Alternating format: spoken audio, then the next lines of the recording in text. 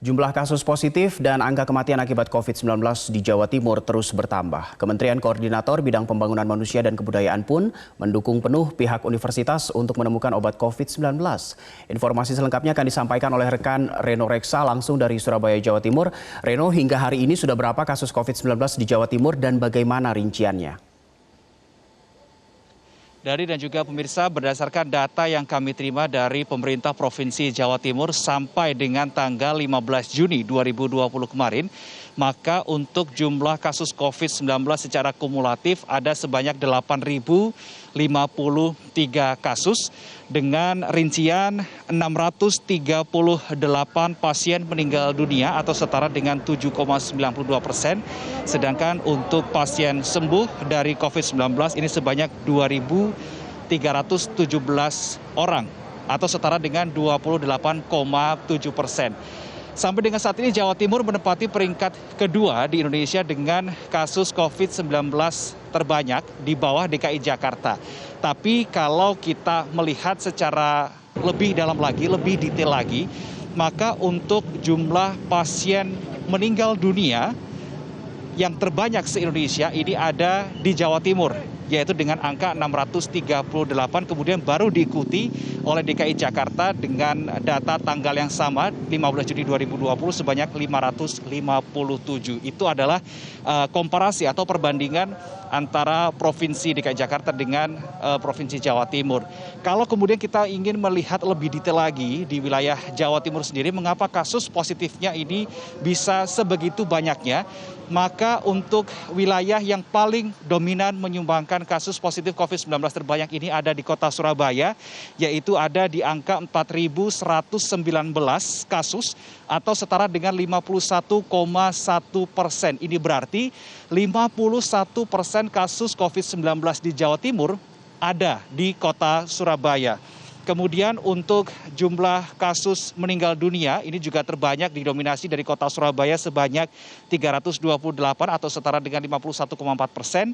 Dan pasien sembuh ini juga didominasi dari kota Surabaya yakni sebanyak 1.300 orang atau setara dengan 56,1%. Pemerintah kota Surabaya beberapa waktu lalu berdalih mengapa angka positif COVID-19 ini bisa sedemikian tinggi karena mereka semakin masif melakukan rapid dan swab.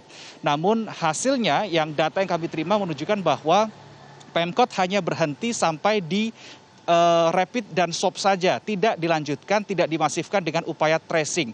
Hal ini merujuk data yang kami terima bahwa untuk wilayah di Jawa Timur yang paling rendah untuk rasio tracingnya ada di kota Surabaya dengan rasio tracing sebanyak 2,8. Sebagai informasi bahwa rasio tracing ini adalah komparasi atau perbandingan antara OTG dan ODP dengan jumlah kasus total atau secara keseluruhan. Surabaya di peringkat paling bawah 2,8 untuk upaya tracingnya, sedangkan Sidoarjo berada di peringkat 37 atau 2 terbawah dengan angka 3,5, dan Gresik di peringkat 34 dengan rasio tracing 8,8. Padahal kita tahu Surabaya Raya, Surabaya, Gresik, dan Sidoarjo ini menjadi wilayah yang mengusulkan kepada Pemprov Jatim agar tidak memperpanjang PSBB, namun nyatanya angka kasus COVID-19 masih terus bertambah dan angka rasio tracing ini justru semakin rendah. Dan menyambung informasi sebelumnya, Dadi dan juga pemirsa, kita ketahui bahwa dari data Ikatan Dokter Indonesia Wilayah Jawa Timur menunjukkan bahwa sampai dengan saat ini ada sebanyak 61 dokter yang terpapar virus corona, dengan 8 diantaranya dinyatakan meninggal dunia.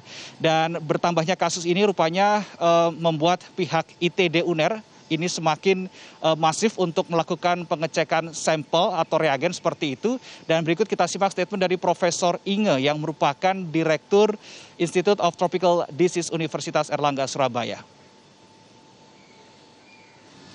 Saya rasa dibandingkan dengan 1-2 bulan yang lalu, di Jawa Timur sekarang sudah banyak lab yang menerima spesimen untuk itu. Jadi kita terbantukan, tidak semua tertumpu pada waktu itu BPTKL dan kami ITD.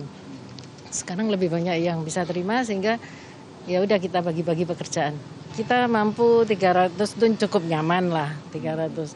Kapan hari sampai 500 apa itu sehingga sangat ya teman-teman sangat ya sampai malam apa sampai ya. Antriannya sekarang sih udah saat ini berapa nih? Cukup nyaman, sehari 2 hari selesai lah. Dade,